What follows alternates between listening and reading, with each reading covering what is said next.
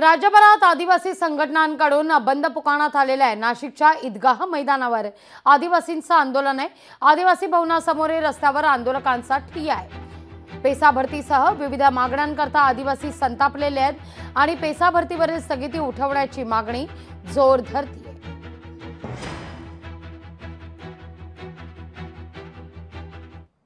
महाराष्ट्र शासनातील 17 संवर्गातील पेसा भरती झाली पाहिजे यासाठी गेल्या 21 दिवसांपासून या ठिकाणी साखळी उपोषण हे सुरू आहे। या ठिकाणी मोठ्या प्रमाणात हे आंदोलक बसलेले आहे आणि पेसा भरती व्हावी यासाठी गेल्या अनेक दिवसांपासून त्यांनी उपोषणाचे जे हत्यार आहे ते उपसलेले आहे।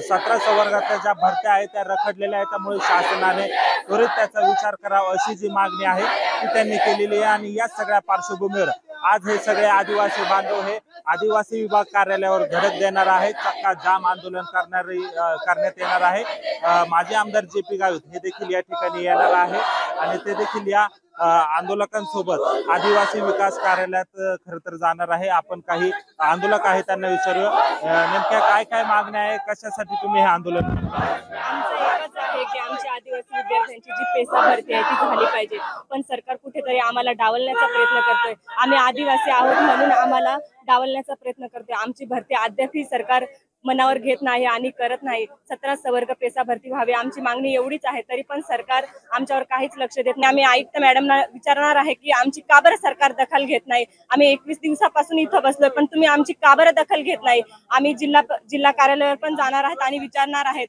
एवढे दिवस झाले आमची सरकार काहीच दखल घेत नाहीये। पेसा संवर्गातील भरती ही त्वरित झाली पाहिजे, शासनाने आमच्या आंदोलनाची दखल घ्यावी अशी जी मागणी आहे ती आंदोलकांनी या ठिकाणी केलेली आहे। महेश महाले, लोकशाही मराठी, नाशिक। लोकशाही मराठी ऐका, पहा, जागरूक रहा।